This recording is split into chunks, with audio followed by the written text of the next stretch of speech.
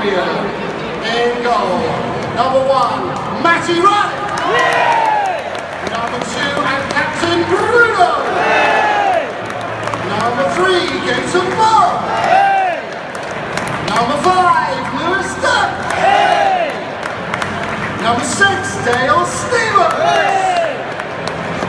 Number 11, Anthony Gilchrist. Number 13, Pascal Gross. Number 17, Glenn Murray.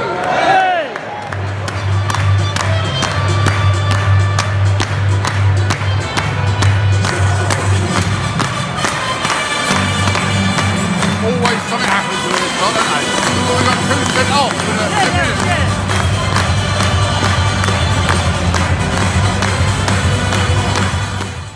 Hi guys, George here, Brighton Fan TV. Take you through my thoughts on today's game against Burnley. I think frustration is the word. Really frustrating. I think a lot of the atmosphere today was frustration. We were sitting in the Upper West today for a change. And I think the atmosphere around us was like, as the game progressed, it got more and more frustrating. Unlike the usual format, rather than walking through the game today, I think I'm just going to go over key points.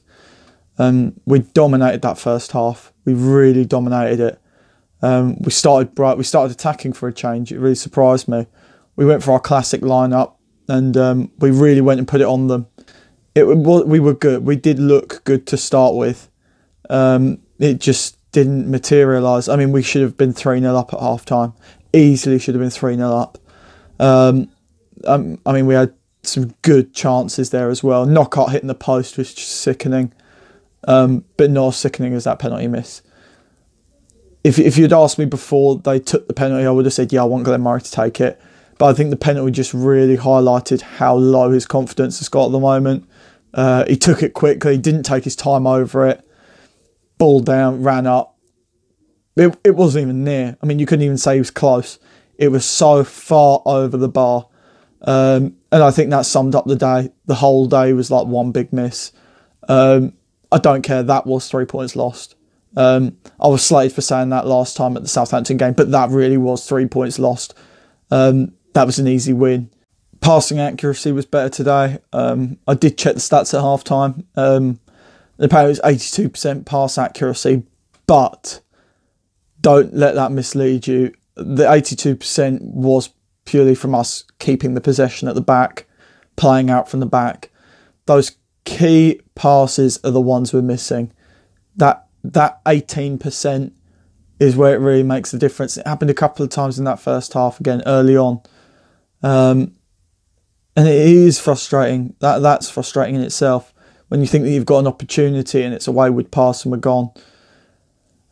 Second half we came out and I thought we'd get right back on it. Because after that first half I was optimistic. I felt we were robbed of a few goals in that first half, but I was optimistic. We came out and it just went a bit flat. It wasn't as good as the first half. It wasn't. And Matt Ryan kept us in it. I've got to give it to him today. He probably was man of the match just for keeping us in it. A few of the players looked fired up. I mean, Proper and Stevens had a really good game. Obviously no fruits from it, but they played well. Knockout looked good again, fired up.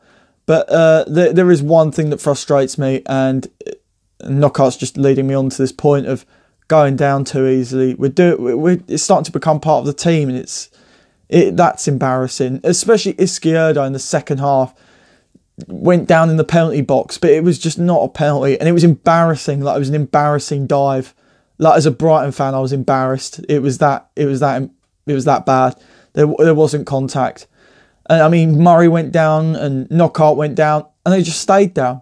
And the ball's still playing. It's get up. Like, we need to get up. Like, if there's something there, listen for the whistle. Otherwise, just get up and get on with it. We're at that stage. We need to push on. Both teams in that second half thought they could win it.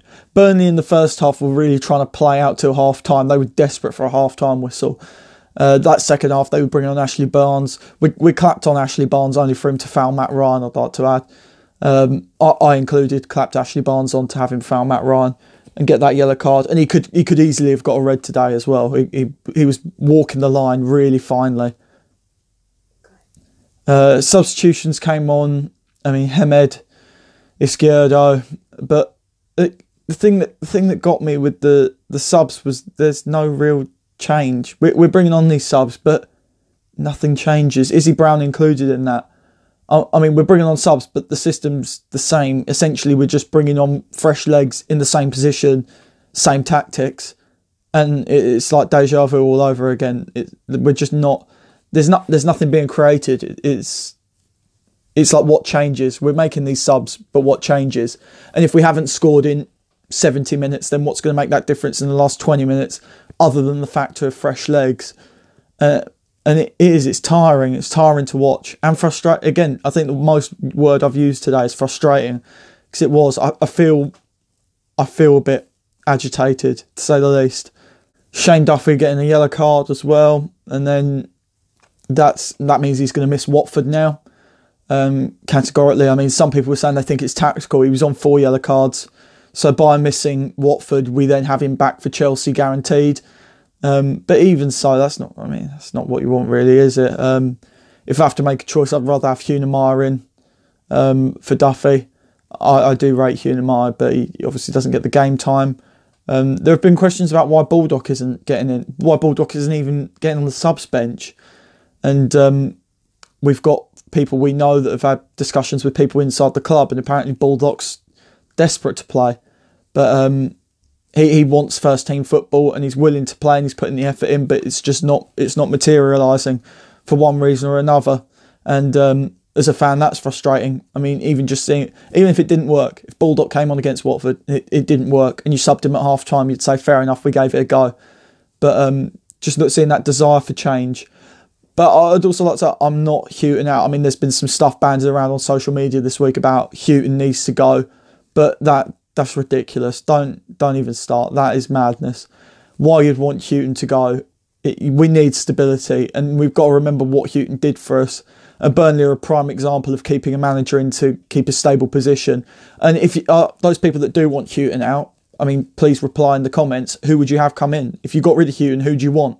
I mean, what, Pulis? What gives? I mean, give some feedback here. If you're going to say Houghton out, at least justify it, but back it up. Burnley are, I'll admit they're set up well, but that wasn't a Europa challenging side there today. I mean, even as an objective fan, you can't tell me that you watched that and thought it was a Europa challenging side. I mean, come on. That was a winnable game today. I mean, I said it against Huddersfield, and I really took some flack from some Huddersfield fans, but that was a winnable game today. No one can say that it wasn't. We should have won that today, and it was definitely winnable. Those that say, "Oh well, Burnley top 6," that's not a winnable game. It's all contextual. If you'd watched today, that was a winnable game. That's 9.5 hours we've gone now without scoring in open play, and that signifies a problem. Even the most diehard Brighton fan, you've got to say, come on, that's a problem. That's something that might need to be addressed in January, quite urgently. Especially as there's now 6 points between bottom place and 12th place Southampton, who are only 1 place above us. I mean, it is getting to the crunch time. We're 3 points off safety. Going into the Watford game next week, we need to get something. We need to start making a positive start. And there's a lot of people saying that all before the season. We've now got 18 points out of 18 games. We would have taken that at the beginning of the season. And okay, we might have taken that. But it's contextual. It really is. I mean, you've got to have the ability to step back and be able to look at your team critically without just constantly being like, oh, well, it's good enough. It's good enough. We've got to be... There's a lot of times this season where we should have won games, or we should have been doing just that little bit better. And it's not being critical of the team, and it's not trying to mismatch your expectations. It's being realistic about what you want out of your team, but not too demanding. There's a lot of, like, the Houghton out stuff that's madness. That's something else. But we've got to seriously look at ourselves now over Christmas. Between now and January, we've got to really focus in and decide what we need to do and what we want to do as a club. I mean, Houghton today said in the papers, I think it was in the Daily Mail, he said he'd take 17th. He said if you offered it to him tomorrow, he said he wouldn't be happy, but he would take 17th. And that's the position we're in now. I think that really signifies what we've got to do. Is we're looking at, okay, we might scrape through on 17th. that's the position we're taking. Just got to go on to the Watford game now. I mean, Watford got thrashed today by Huddersfield, of all teams.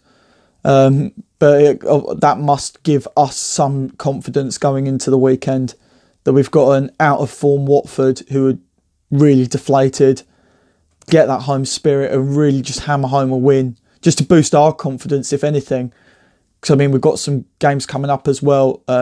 Chelsea, that's debatable whether we get anything out of that, but Newcastle and Bournemouth, especially, they're games that are going to be crunch games where we're going to have to go in with a really tough spirit. I guess we can only look forward.